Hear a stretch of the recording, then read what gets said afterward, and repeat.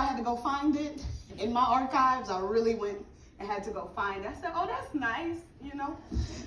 Thank you for that. But it's called Invisible Duct Tape, and I wanted to write it from a child's perspective, as if I'm talking to an adult. I want you to think of 3 things that absolutely must remain stable in your life. Ready, go.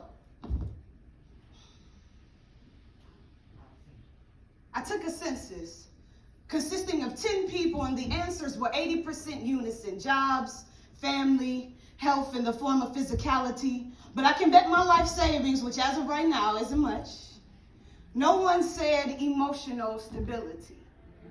And if it does not trump things in our list of seniority, then I wonder if it's being taught to our youth as a priority. Technology tells us to chase trends of makeup, fitness, fashion, iPhones that cost about a rent payment with no earphone ports, so you gotta buy AirPods too. Hello? Videos that consume our youth when they don't really understand the power of monkey see, monkey do. Now, neither have a clue as to how mentally I got here. And adults, gone are the days of do as I say and not as I do. Our babies are watching our every move. May I suggest that we start walking differently?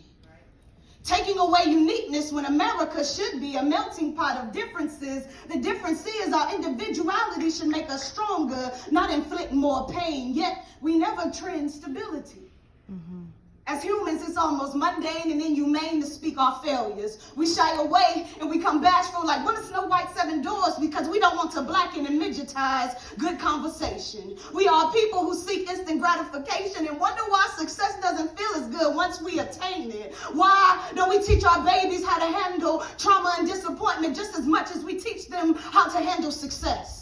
The world we grew up in is rapidly changing, so instead of looking at the way that they dress, we should focus on their hearts and their minds. We already know they have anxiety from the way that they test. It's easy to spout all those things surface, but we never want to speak about our fails attached to purpose. That's our youth perceive. Nothing will ever hurt me, and when it does, their mouths close.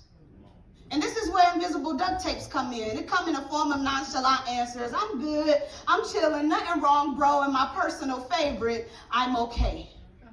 Lying through their teeth as if they were jail bars and their lips prison guards to the true matters of their heart. The whole time they silently screaming, free me, until it's backwards. So I had this crazy idea, right? That no child should really be left behind. In education, no emotional stability. I think we should have a class called just that, stability. And in that class, there are no desks, no books, just an open area, carpeted, of course, to help break their falls. Niagara-filled tear ducts after a school blow-up simply because nobody ever shows up for them. Windsor balances, no curtains or blinds, because we only see what we want to most times. A warm, soothing environment, reassuring you that the only requirement to pass this 50-minute class is to be the real you.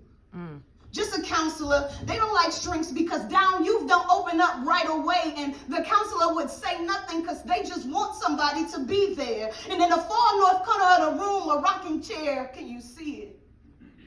I imagine conversations like this. When we don't live up to adult expectations, they label us youth at risk. Like you ain't never made a mistake. Please come tell me you always got straight A's. You're too short, Alexis. You can't play college ball exposure. That's what they said. Not knowing when I was applying for my future, all those negative thoughts were whirling in my head. The librarian said, you won't grow up to be nothing because you talk too much. So I grew up to be an artist because I talk too much. Period. I won't speak her name. True story. So I grew up to be an artist because I talk too much. Or another scenario, I'm an orphan. I'm trying to stable my life, and I don't always get it right. My parents put me up for adoption. I've been passed around from group home to group home like I'm an option. And yes, I may blow up on the outside because that's on the inside. I'm cautioned. I'm fragile. I break often. Most times, we don't show these youth our scars because we're afraid there's still open wounds that you can see right through. But let's remember, mouths closed may result in their caskets closed, all because we don't want them to know we as adults hurt too. So we give them 5 days suspension or 3 days ISS detention. Then we want to implement a plan of action with said at-risk youth after a crisis, and you want to call it prevention? One more true story. It was about 400 and something kids in my graduating class at Garfield, and y'all, please don't ask me which number I was. Okay, fine, I was around number 229, but the number 3 student took sleeping pills to her demise. Smart and unstable, beautiful and broken. Emotional instability turns to mental insanity if it goes unchecked, if it grows in her belly in a broom and the truth is swept. I will be a captain if that means a child's ship isn't wrecked. Learn to speak their language even if you don't understand their dialect. Our youth are full of emotions that they cannot put in words, so he who speaks the loudest oftentimes goes unheard. This class can be a solution to the cluster of moms worldwide who still ask, why did my child die? Did I ignore the signs, and could I have known? Skyscrapers have no heights in comparison to suicide rates. Dysfunctional families as deep as oak trees, pill popping before they get their high school degrees. It seems as if grief and graves are synonymous or possibly autonomous. Please don't send any more roses or hydrangeas. I'm sure moms are tired of saying thank you for my pain. This class can stop this poisonous instability before it's full grown. It's totally effective, mandatory, not an elective, because if it's one thing I know, positivity is infectious. A class that removes the invisible duct tape. Thank you.